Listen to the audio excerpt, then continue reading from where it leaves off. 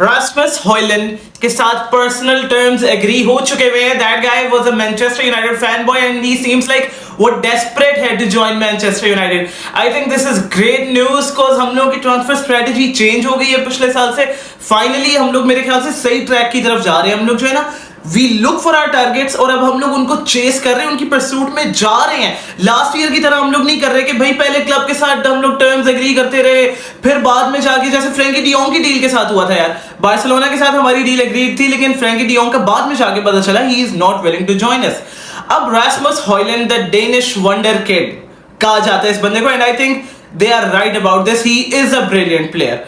कुछ सर्टेन उसकी क्वालिटीज हैं जो वो टीम में लाएगा जो बहुत हेल्पफुल होंगी, क्योंकि मुझे नहीं नजर आता कि विदाउट ए नंबर 9 हम लोग क्या नेक्स्ट सीजन टॉप 4 के लिए चैलेंज भी कर सकते हैं या नहीं. आई हाईली डाउटेड यार. पर्सनल टर्म्स एग्री हो गए हैं और मजे की बात ये अटलांटा ने पहले फीस सेट की थी जब इंक्वायरी हुई थी 100 मिलियन की, विच इज टू मच. चाहे वो अच्छा हो या ना हो, वंडर किड हो या ना हो, लेकिन बात ये 100 मिलियन आप उस बंदे के लिए दे रहे हो जो अभी प्रीमियर लीग में प्रूवन नहीं है और सीरी आ में उसने खेला है. वो भी ठीक है, अभी मैं मानता हूं इट वाज नॉट लाइक कि कोई बहुत ही स्पेशल परफॉर्मेंस थी वो बंदे ने, लेकिन it was good for a 19 year old.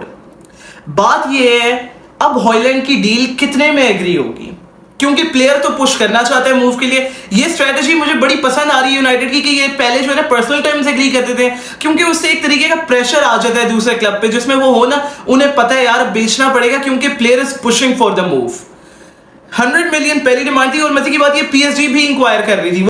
Højlund के लिए 100 मिलियन पहले डिमांड किया था after a little bit of negotiations. बाद में रूमर्स आई कि 70 million with add ons demand कर रही है अटलांटा.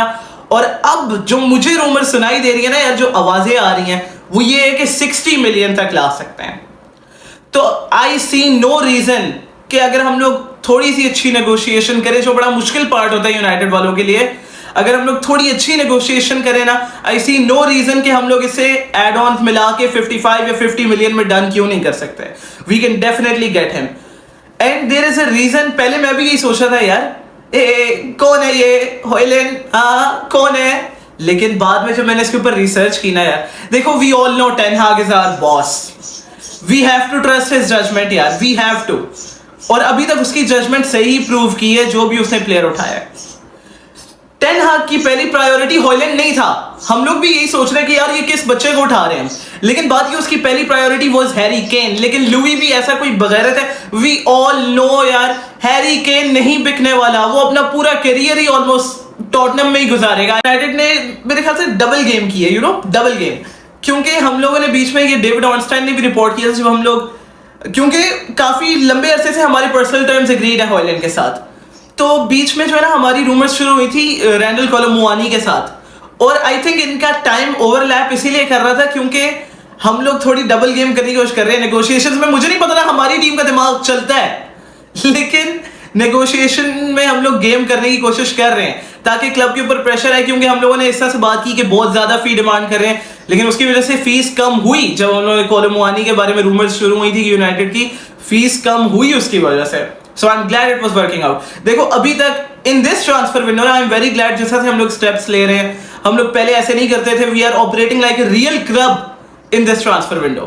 हम लोगों ने माउंट के लिए इंक्वायर किया, पहले हम लोगों ने पर्सनल टर्म्स एग्री किए, फिर हम लोगों ने उसको क्लब को अप्रोच किया. और बात ये पहली स्टार्टिंग प्राइस जो थी ना मेसन माउंट के लिए 80 मिलियन की डिमांड होना फॉर मेसन माउंट ना is too much, like insane price है. 80 मिलियन नहीं डिजर्व करता था. उधर से हम लोगों ने नेगोशिएशन स्टार्ट की और एट द एंड जाके हम लोगों ने 55 मिलियन और 5 मिलियन एड ऑन्स के साथ डील डन की, which I think was very beneficial. कि मतलब हम लोगों ने कहां से कहां प्राइस की है, क्योंकि नॉर्मली हम लोगों को इस ट्रेंड का बड़े अच्छे से पता है कि जब यूनाइटेड अप्रोच कर ले तो बहुत ही ओवर प्राइस बिकना होता है प्लेयर ने. उसके अलावा हम लोगों ने आंड्रे ओनाना को जब अप्रोच किया, पहले हम लोगों ने पर्सनल टर्म्स एग्री किए, फिर हम लोगों ने क्लब को अप्रोच किया. Again a good move. पहली डिमांड क्या थी इंटरनेशनल की? 60 मिलियन मांग रहे थे, 60 मिलियन. फाइनली हम लोगों ने क्या डन किया? 44 million plus 3 to 4 million in add ons. तो बेहतर अप्रोच है हमारी. आई रियली लाइक इट यार. देखो हॉयलैंड के साथ अगर हम लोग 55 मिलियन में डील कर दें आई थिंक आइडियल रहेगा. मुश्किल होंगी नेगोशिएशंस, लेकिन it will be very good. और आई थिंक अभी थोड़ा सा टाइम लेगी हॉयलैंड की डील, क्योंकि अभी हम लोग अपने कुछ फ्रेंच प्लेयर्स सेल करने वाले हैं, जिसके अंदर मुझे फीलिंग है फ्रेड हो सकता है। मैं चाहता नहीं हूं honestly, I do not want Fred to go out, I would rather see McTominay walking out the door. Fred हो सकता है, उसके अलावा डॉनी वैन डे बीक हो सकता है, मैकटोमिने भी हो सकता है, एलांगा हो सकता है। एलेक्स टेरेस की आउटिंग हो गई, अल नसर की तरफ चला गया बंदा, बस डील हो गई है। मैं ये बोलूंगा, मैं ये नहीं बोलूंगा बड़ी अच्छी डील हुई है, डील हो गई है। खैर, अब लोग यही सोच रहे हैं कि इस बच्चे में ऐसा है क्या, यूनाइटेड क्यों अप्रोच कर रही है। एक तो इस बंदे की खास बात ये थी, ही इज अ प्रेसिंग मशीन। जो हम लोगों की टीम की मेन डिमांड है कि हम लोग जो 3-1-6 का सिस्टम चलाते हैं ना, हमारे सारे फॉरवर्ड्स के पास भाई वैसी स्टेमिना होना चाहिए, दूसरे बंदे को सांस नहीं लेने देनी, चढ़ के रखना होता है। टेन हाग की ये रूथलेसनेस जो है ना इसकी टैक्टिक्स में, आई रियली लव इट। कभी कभार भारी पड़ जाती है ये चीज, लेकिन majority of the time it has worked. और एक और बात, फिजिकलिटी भी अच्छी है बंदे की, फिजिकल अच्छा खासा है, बंदा दौश है, पूरा दौश। हॉलैंड वर्सेस हॉयलैंड, मजा आएगा इस चीज का।